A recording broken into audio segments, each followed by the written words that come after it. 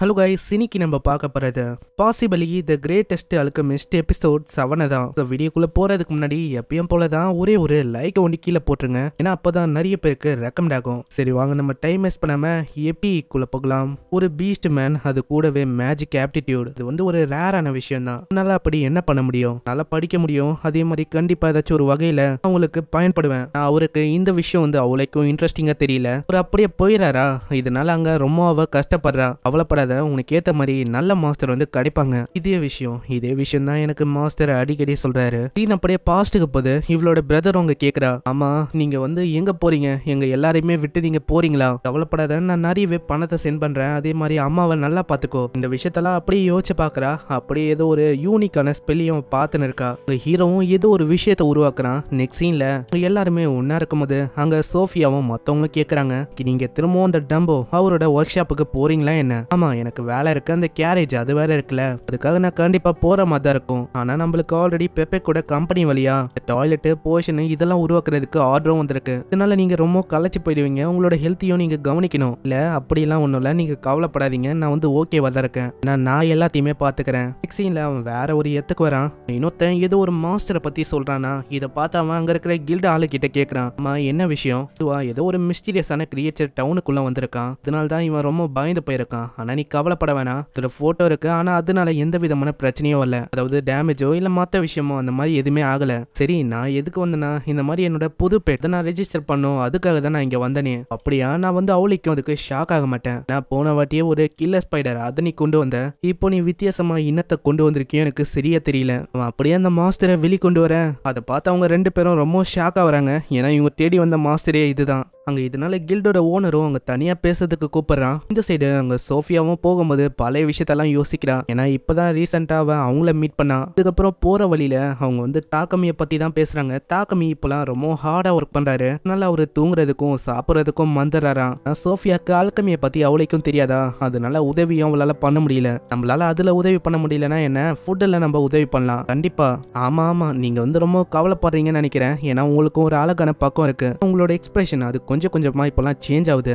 சரி, ஏதோ ஒன்று நம்ம போய் ஷாப்பிங்கை முடிக்கலாம். நெக்ஸ்ட் சீன்ல அங்க வந்து பார்த்தா தாக்கமியும் ஒரு மாதிரி மயங்கி போய் கிடக்குறான். அவன் தொடர்ந்து ஒர்க் பண்ணனால ஆளு வந்து அப்படியே கொலாப்ஸ் ஆயிட்டான். நானும் அவனை தடுக்கலான்னு பார்த்தேன். இருந்தாலும் அவன் எவ்வளவு சந்தோஷமா ஒர்க் பண்ணும் போது என்னால அங்க எதுவுமே பண்ண முடியல. சோ அப்படியே விட்டேன். இதே மாதிரி அவன் தொடர்ந்து வேலையை செஞ்சா கண்டிப்பா ஒரு நாள் இல்ல ஒரு நாள் அவன் எங்கேயாச்சும் மயங்கிடுவான். சீன்ல அந்த கேரேஜை காட்டுறாங்க. அது அவ்வளோ அற்புதமா இருக்கு. அவங்க ரெண்டு பேருக்கும் அது ரொம்ப பிடிச்சிருக்கு. அப்படியே அவங்க ரெண்டு பேரும் பயங்கரமா கத்துறாங்க. ஆமா தாக்கமி, இது என்னது? உள்ள போய் பார்த்தா அங்க ஒரு ரூம் இல்லைங்க, 4-5 ரூம் இருக்கு. அதாவது அவனோட ஸ்பேஷியல் மேஜிக்கை யூஸ் பண்ணிருக்கான். அதனால போகும்போது ஏதாச்சும் கல்லு பட்டாலும் இது வந்து குலுங்க தான். அதே மாதிரி அங்க ஏகப்பட்ட விஷயம் இருக்கு. டாய்லெட், கிச்சனு எதையுமே அவன் விட்டு வைக்கல.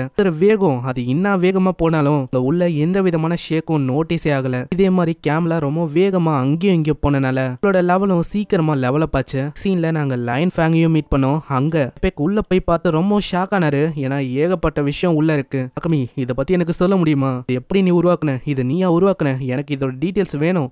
போதும் நேத்து, இந்த மாதிரி அவன் பண்ணிருக்கான். இது உண்மையிலேயே அருமையா இருக்கு. இவன் இது எனக்கும் பிடிச்சிருக்கு. எனக்கும் இது இருந்தா நல்லா இருக்கும். இவருக்கும் இது ரொம்ப பிடிச்சிருக்கா. இந்த மாதிரி நீ ஒண்டி எனக்கு உருவாக்கணும்னா உனக்கு 100 பிளாட்டினியம் நான் வந்து கொடுக்குற மாதிரி இருக்கும். 100 பிளாட்டினியமா? அப்போனா அது 100 பில்லியனுக்கும் மேல வருமே. நெக்ஸ்ட் சீன்ல போகும்போதும் அதே விஷயத்த பத்தி தான் அவங்க யோசிக்கிறாங்க.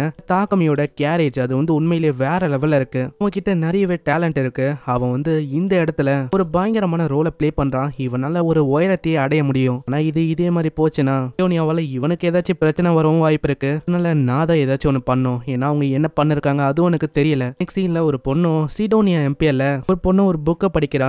காடஸ் ஆஃப் அனெட். அவங்க தான் இந்த மேன் கைனை கிரியேட் பண்ணாங்க. அதுவும் அவங்களுக்கு ஏத்த மாதிரி இந்த எல்ஃப், டார்ஃப், பீஸ்ட் மேன் இந்த மாதிரி எல்லாரையுமே அவங்க தான் கிரியேட் பண்ணாங்க. ஒரு பொண்ணு வர அவ ஒரு பீஸ்ட் பொண்ணு தான். அப்படி அவ யோசிக்கிறா. நெக்ஸ்ட் சீன்ல அவங்களும் கேபிட்டலுக்கு வர இப்பதான் அவங்களுக்கு ஒரு பெருமூச்சை வந்து இவங்க சேஃபா இங்க வந்திருக்காங்க. எந்த விதமான மாஸ்டரும் இவங்களை தாக்கவும் இல்லையா. அப்படி இல்ல, வந்த மாஸ்டர் எல்லாத்தையுமே இவங்க கண்ணை மூடி திறக்கிறதுக்குள்ள கொன்னுட்டாங்க. அதனால தான் நம்மளால எதையுமே பார்க்க முடியல. இதுக்கப்புறம் அவங்க வராங்க. அங்க பெப்பேக்கும் கேரேஜை பத்தி தான் அவருக்கு பேசணும். ஏன்னா இதே மாதிரி கிங்குக்கும் ஒன்று வேணுமா. கண்டிப்பா இதை வந்து காட்டினா அவருக்கும் அது பிடிச்ச போகும். ஸோ மேக் பண்ணதை பத்தி பேச அங்க வந்து தாக்கமி யோசிக்கிறான். இதை போல்டன்ல இருந்து இங்க திரும்பவும் கொண்டு வர மாதிரி இருக்கும். அப்படி கிரியேட் பண்ணா இதுவே இங்க பொருள் இருந்தா கண்டிப்பா இவனால இங்கேயே மேக் பண்ண முடியும். என்ன ஒண்ணு, அதுக்கான பொருளையும் ஸ்பேஸ் தான் தேவை. அப்படியா, மீதியை நான் பாத்துக்கிறேன். இதுக்கப்புறம் இந்த விஷயத்த மத்தவங்க கிட்ட அவன் சொல்றான். இப்போ இவங்க ஒரு ட்ரேடிங் கம்பெனிக்கு தான் வந்திருப்பாங்க.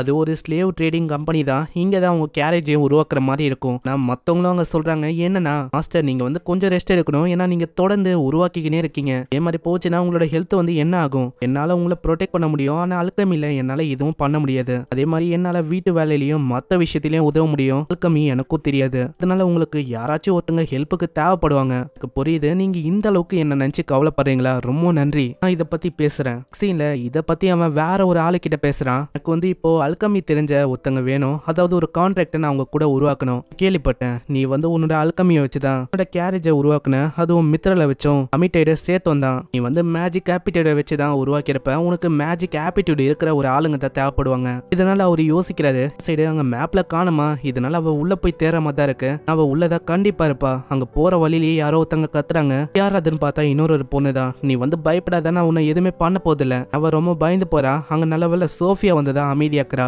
பயப்படாத, உனக்கு எதுவுமே இல்ல. அங்க ஒரு புக்கையும் பாக்குறா. அந்த புக்கும் ஏன்சியன் ஆல்கமி அதை பத்தி தான் இருக்கு. இதை பத்தி எல்லாம் அவங்க பேசிட்டு கீழே வருவாங்களா. அங்க தாக்கமி பார்க்க தாக்கமியும் அங்க வெயிட் பண்ண இருக்கான். சோஃபியா நான் உன்னதான் தேர்ந்தேன், ஏன்னா கேண்டிடேட்டை நம்ம பார்க்க போறோம், நீயும் என் கூட இந்த ஒரு நல்ல விஷயமா இருக்கும். கேண்டிடேட்டும் வர, அது வேற யாரும் இல்ல, அதே பொண்ணு ரெய்வா தான். ரெய்வாவை பார்த்தோன்னே அவன் அதே விஷயத்த தான் கேட்கறான். அதாவது உனக்கு அல்கமி தெரியுமா, அதோட பேசிக்கான விஷயம் அந்த மாதிரி. ஆனா அவ பழைய விஷயத்தெல்லாம் யோசிச்சு பார்க்க அவளுக்கு ஒரு மாதிரி இருக்கு. இதே மாதிரி தான் ஒருத்தங்க வருவாங்க, ரிஜெக்ட் பண்ணிட்டு போயினே இருப்பாங்க. அங்க இதனால அவ ரொம்ப நர்வஸா இருக்கா. அவங்க பேசவே முடியல. சோஃபியா அங்க சொல்றா, இவளுக்கு வந்து அல்கமியை பத்தி நிறைய விஷயம் தெரியும். அதுவும் இல்லாம அவகிட்ட ஏதோ ஒரு புக் இருக்கு. அந்த புக்கு பேரு, ரெண்டு பேருமே ஒரே டைம்ல அந்த புக்கோட பேரை சொல்ல அவங்க ரெண்டு பேருக்கும் அப்படி மேட்சிங் ஆகுது. அல்கமியை பத்தி அவங்களுக்கு அவ்வளவு தெரிஞ்சிருக்கு. இதை பார்க்கும் போதே தாக்கமிக்கும் மத்தவங்களுக்கும் புரியுது, அதாவது அல்கமி மேல அவ்வளவு இன்ட்ரெஸ்ட் இருக்குன்னு. ஒரு பேப்பர்ல ஏதோ ஒரு விஷயத்த கொடுக்க அதை வந்து அவ சால்வ் பண்ண ட்ரை பண்றா. இருந்தாலும் அவளுக்கு ரொம்ப குழப்பமா இருக்கு. ஏன்னா நம்ம தாக்கமி உருவாக்குனது அது ரொம்ப டிஃப்ரெண்டா இருக்கா, இவளோட புக்ல கொஞ்சம் வித்தியாசமா இருக்கனால அவ குழம்பி போயிடறா. இதை ஒண்டி நான் கம்ப்ளீட் பண்ணலனா இந்த மாதிரி என்ன ஏத்துக்க மாட்டாங்க, என்ன பண்றது? அதை பார்க்கும் போது அவளுக்கு ஒண்ணுமே தெரியலையா. அப்படியே அவ அழுவ ஆரம்பிக்க, காசியா இருந்தா நீ வந்து ஏன் கூட டிராவல் பண்ணலாம், ஒரு அட்வென்ச்சரரா, நீ அதுக்கு ஒத்துக்குனா. என்னது கண்டிப்பாவா? ஆனா என்னால இதை கண்டுபிடிக்க முடியலையே. இது வந்து என்னது, இதுவா? இது ஒரு அல்கமி சர்க்கிள் தான், ஆனா இது சாப்பிடுற விஷயம் மாதிரி ரொம்ப வித்தியாசமா இருக்கு. ஆமா நீ யோசிக்கிற மாதிரி தான். கான்ட்ராக்டை உருவாக்கிட்ட ரெய்வா கிட்ட கேட்கறான். ஆமா உனக்கு எப்படி வேணும், வேஜஸ் நான் உனக்கு கொடுக்குறேன், உன்னோட எபிலிட்டிக்கு ஏத்த மாதிரி வேஜஸ் நான் ஏத்துறேன். ஆனா ஒரு விஷயம், இந்த மாதிரி வேஜஸ் டைரக்டா என்னோட ஃபேமிலிக்கு அனுப்ப முடியுமா? இது டைரக்டாவா, அதுவும் எல்லாத்தையுமே வா? ஆமா என்னோட ஃபேமிலி வந்து ஒரு போரான ஃபேமிலி. நான் விட்டு வரும்போது கொஞ்சோண்டு காசு தான் என்ன ஸ்லேவா மாத்தி நான் உங்களுக்கு கொடுத்தேன். ஆனா இப்போ அவங்க கிட்ட ரொம்ப கம்மியா இருக்கும், அதனால அவங்க வந்து கஷ்டப்படக்கூடாது. என்னோட தம்பியும் ஸ்கூலுக்கு போகணும், அதே மாதிரி அவனோட லைஃப் அது ஈஸியா இருக்கணும், அதுக்காக தான் நான் இப்படி பண்றேன். ஆனா இப்பதாங்க சோஃபியாவே சொல்றா, நீ கவலைப்படாத, உனக்கு வந்து ஒரு நல்ல மாஸ்டர் கிடைச்சிருக்காங்க, அதனால நீ கவலைப்பட வேணாம். இவரு கிட்ட இருக்கும்போது நீ ரொம்ப சந்தோஷமா இருக்கலாம். நான் இவரு உண்மையிலேயே ஒரு வண்டர்ஃபுல்லான மாஸ்டர். கேட்கும் போது அங்க தாக்கமிக்க அவ்வளவு சந்தோஷமா இருக்கு. சீன்ல அங்க மத்தவங்களும் அவங்க பயமுத்த அவ ரொம்ப பயந்து போயிடறா. எல்லாருமே அவங்கள பத்தி சொல்றாங்க. அங்க அவளுக்கு அவ்வளவு சந்தோஷமா இருக்கு. கூட கண்டிப்பா எனக்கு ரொம்ப ஜாலியா போக போகுதுன்னு நினைக்கிறேன். சரி சிடோனியா எம்பையரை காட்டுறாங்க. அங்க இவங்க 3 வாட்டி லெட்டர் போட்டிருக்காங்க, இருந்தாலும் அதுக்கு ரிப்ளை வந்து ரிஃப்யூஸ் பண்ற மாதிரி வருது. இதனால அவரு ரொம்ப கடுப்பாகிறாரு. நம்மளுக்கும் வேற வழி தெரியல, அவங்களுக்கு வந்து நம்ம தான் பாடத்தை சொல்லித்தரணும்னு நினைக்கிறேன். நம்ம கிட்டே அவங்க வளர்றாங்க, நம்ம யாருன்னு அவங்களுக்கு காட்டணும். அப்போனா நான் நைட்ஸா அசம்பிள் பண்ணிட்டா, நான் பின்னாடியே அதுக்குள்ள அந்த லேடி வந்து சொல்லுது, அதுக்குள்ள நீங்க வந்து இப்படியெல்லாம் ஆக்ஷனை எடுக்க கூடாது, ஏன்னா அதுக்காக தானே ஹீரோஸ் இருக்காங்க, அவங்க வந்து மீதி விஷயத்த பார்த்துப்பாங்க. கொஞ்சம் மாசம் வந்து நம்ம வெயிட் பண்ணாலே போதும், ஆனா நம்ம அப்படியே விடுறதும் சரியா இருக்காதுல. அப்போனா இதுதான் சரியான டைம், அந்த பவர் ஆஃப் ஃபெய்த் அதுக்கானது. அப்பனா அதை யூஸ் பண்றதுக்கு நீ சொல்றியா?